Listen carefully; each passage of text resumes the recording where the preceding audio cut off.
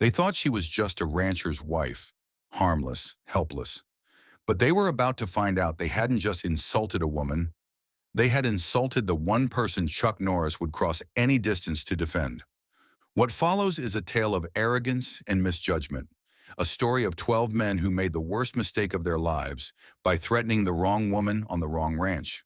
When a notorious biker gang decides to take over Walker Ranch for a day of intimidation and chaos, they have no idea they're about to encounter not just the legendary Chuck Norris, but his equally formidable wife. Their day of reckoning is coming, and it will arrive on two wheels with the quiet confidence of someone who never needs to prove how dangerous they truly are.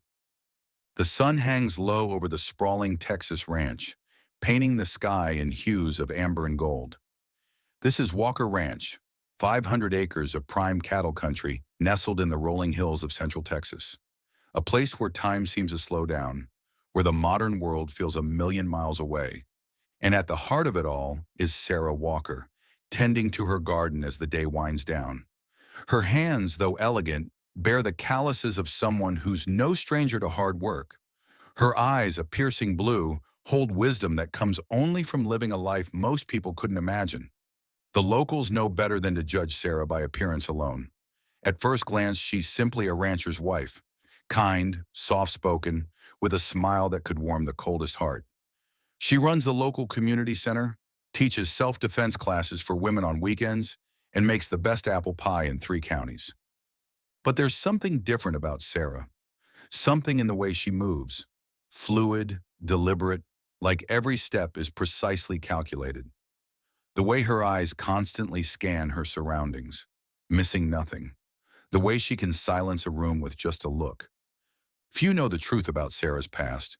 Fewer still know about her husband, who's been away on what he only described as business for the past 2 weeks.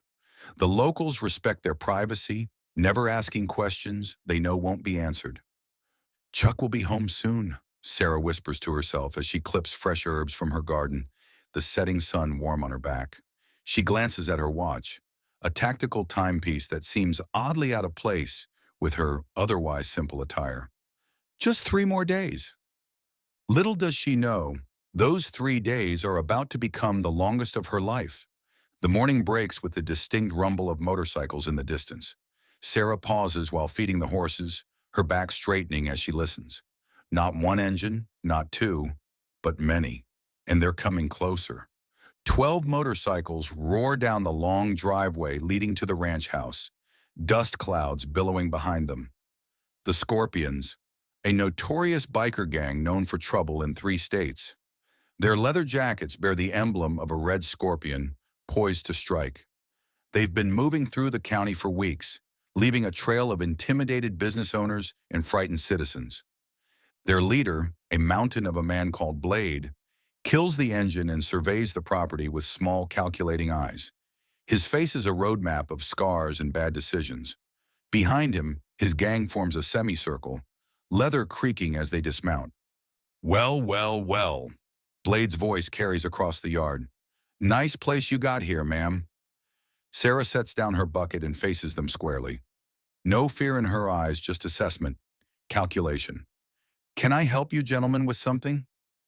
Blade's smile doesn't reach his eyes. Heard this is the best ranch in the county. Thought we might stay a while. It's not a request. It's a statement of intent. I'm afraid that won't be possible. Sarah's voice remains even, controlled. My husband and I don't take in guests. There's a motel in town that might suit your needs. A ripple of laughter moves through the gang. Blade steps forward, towering over her. Your husband? Don't see no husband around. Just a pretty little thing, all alone. He's away on business, Sarah says simply, not backing up an inch, despite the man's intimidating presence. He'll be back soon. Soon ain't now, Blade smirks, nodding to 2 of his men who immediately head toward the house. We're thirsty. Hot day like this. Surely you got something cold to drink.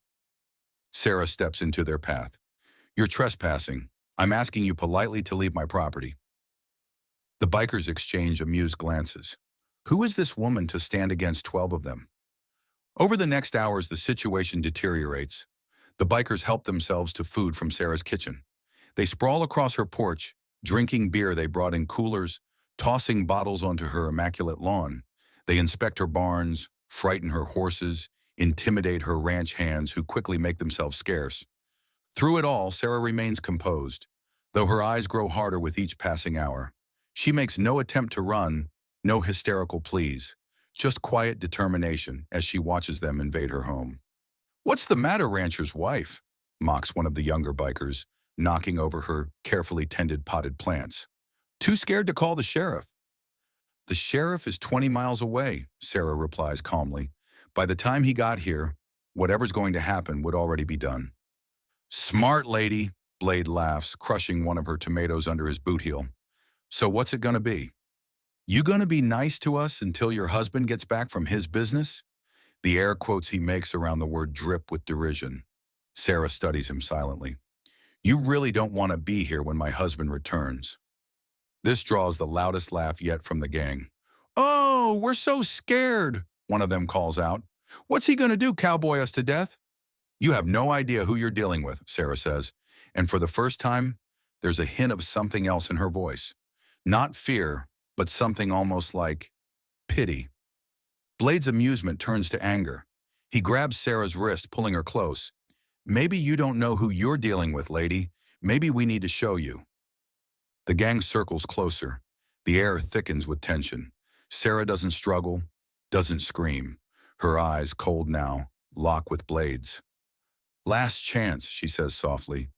"Leave now, and we'll forget this happened." Blade squeezes her wrist tighter, leaving marks on her skin. "We ain't going nowhere, and neither are you." As the sun begins to set, the bikers have turned the peaceful ranch into their personal playground. Beer bottles litter the yard. Music blares from portable speakers. Two of them have started a small fire in her garden, burning her carefully tended herbs. Sarah stands on her porch, watching as Blade approaches with a malicious grin. In his hand, he holds a framed photograph, her wedding picture. "This your hubby?" he sneers, turning the frame so she can see it. "Don't look so tough to me." For the first time, a flicker of real emotion crosses Sarah's face. Not fear, but something more dangerous. Recognition dawns slowly in her eyes. A decision being made. "You know what?" she says, her voice so quiet Blade has to lean in to hear her. "I think it's time you met him." Before Blade can respond, Sarah reaches into her pocket and pulls out a satellite phone. Military grade, not the kind of device your average rancher's wife would carry. She presses a single button. The line connects immediately. "It's me," she says, her eyes never leaving Blade's. "Yes, 12 of them." A pause. "I'm fine. For now?" Another pause. "I know you would. Yes, I'll be waiting." The call lasts less than 15 seconds. When she hangs up, there's a new calm about her, the serenity of someone who knows exactly what's coming. "Who was that?" Blade demands, suddenly uneasy without understanding why. Sarah pockets the phone and takes a seat in her rocking chair, smoothing her dress with deliberate movements. "My husband." "And what's he gonna do? Call the cops?" Sarah's smile is small but genuine now. "My husband doesn't need to call anyone." One of the younger bikers approaches, nervous now. "Blade, maybe we should move on. Plenty of other places."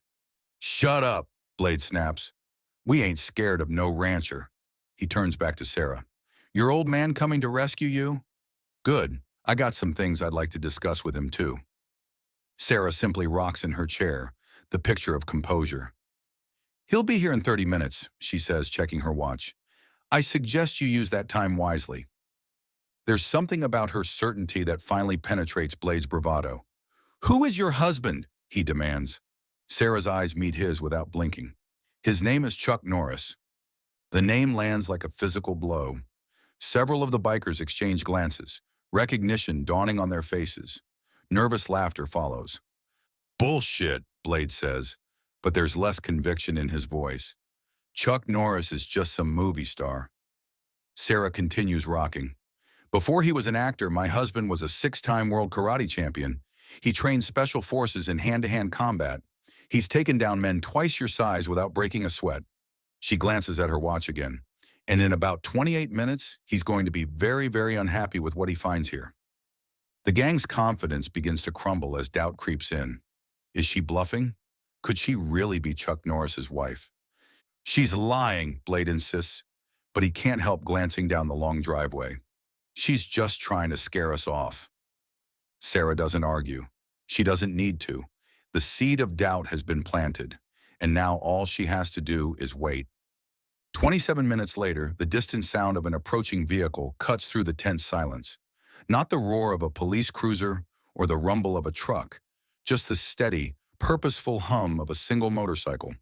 The bikers have spent the time arguing among themselves, some wanting to leave, others insisting they can handle whatever comes.